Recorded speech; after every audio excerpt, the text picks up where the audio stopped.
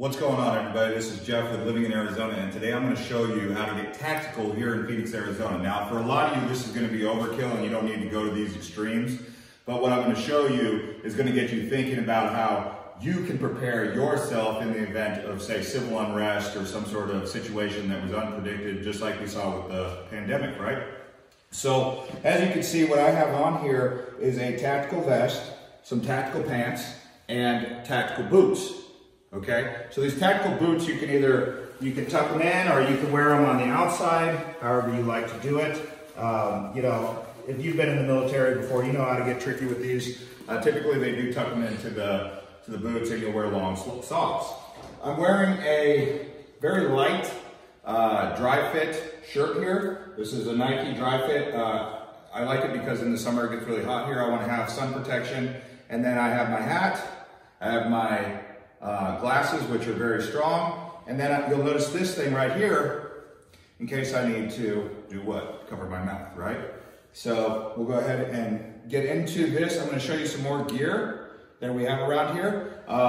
You can see on this right here, I have 12 gauge bullets. So I have birdshot and I have slugs. Okay, so 12 gauge slugs for self-defense, birdshot for obvious reasons for birds. I do have a machete here on my belt, okay, and I have a K-bar knife right here. Again, these are all very overkill. Some of you guys are like, oh my God, dude, this guy's going above and beyond. But I'm saying these are things to get you thinking. I've also got links to these items in the description below, so if you guys want to pick up any of these or see exactly what it is, the equipment that I have, you can go in the description and see what I'm using. So this tactical vest. And then what I also have here, which I think is interesting that you may consider, is a life straw. So this is able to filter dirty water so you can drink it. Whatever you choose to put in here is up to you ultimately, right? I have a little snack bar. I mean, what do you put in there, right? And then I have a really strong tactical flashlight, O-light right here. And this can break glass and do a multitude of different things. So if you have a sidearm, you can either put the holster right here, you can put it on your side, hip, okay? Or you can put it right here, right there. I do have the 12 gauge. Now, if I'm an urban warrior, I'm going to prefer to have a sidearm, right? Because this is really heavy to lug around. Either that or I have to put it over my back and I need a shoulder strap for that, right? Remember, never point guns at people.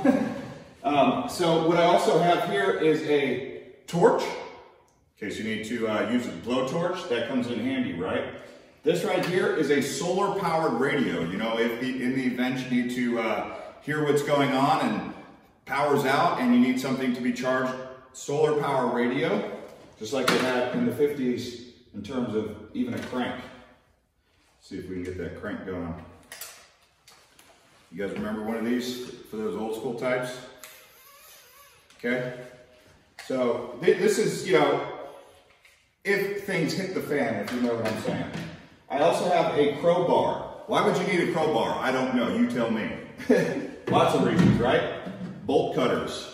For those of you who know what bolt cutters do, those can come in useful if you need to use those as a jaws of life kind of situation to get into a safe or something because you have to get into something that has a lock on it. This right here is a main. This turns off your water main and your gas main. So right outside your house, you're going to have a gas main and you're going to have a water main. You may have to turn that off and you need a key for that. So, or a wrench like this. This is a 2-in-1 gas and water. Okay, some of you guys were asking me about this right here. I apologize if my little getup is sloppy right now. But this right here is a Faraday bag. Some of you guys have talked about Faraday cages. Some of you have talked about Faraday bags. What you would do with something like this is you would put some sort of electronics. This basically protects against EMP, electromagnetic pulse attack. If for some reason there was an EMP, you would have electronics in here. If you look right in here, you can see there's some.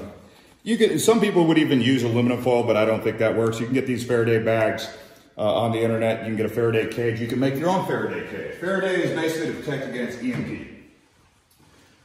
First aid kit. So this first aid kit comes with a whole bunch of stuff that you may need. So don't forget the first aid kit. I think that's pretty important. You don't want something that's too big, but you don't want something that's too small. Then you have an axe. So you have an axe that also serves as a hammer, okay? So we're not gonna get too far into that. A saw, any sort of saw is going to work.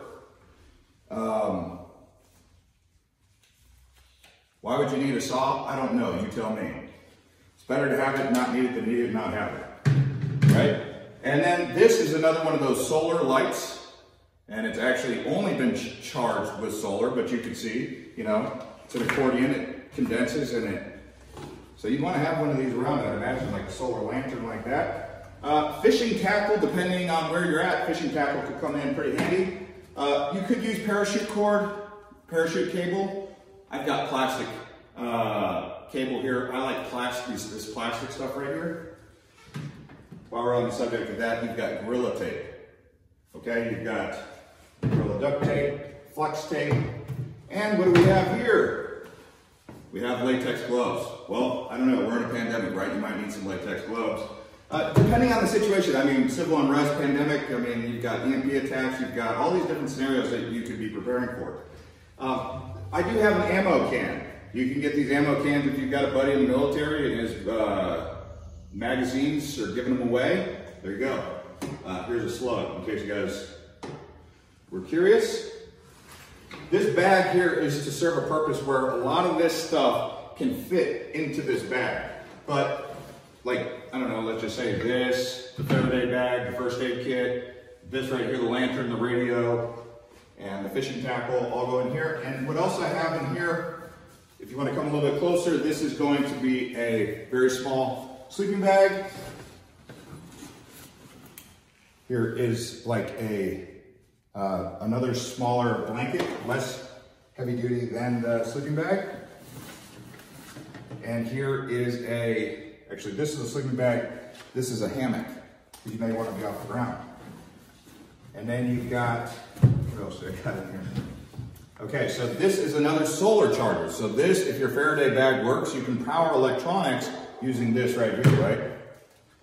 So, again, a lot of this may appear a little bit overkill, but here you have some vitamin C because you may need that for your water in the event of any sort of situation, right? This right here is a tactical shovel. I've shown you guys this in my car. This thing serves as a shovel, it serves as a saw, it serves as an axe. It's like a Leatherman's shovel. It fits into this little bag and it's about this long when you put it together, but why would you need a shovel? We know why. For multiple different reasons. You could need to be digging something out, digging a car out.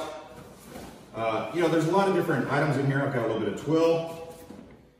And here we have, if you have a small arms round, you know, you don't want to be taking out a rabbit or something with a 12 gauge slug. So maybe you'll have a pellet gun around your house or with one of your friends, so you'll need that. And matches.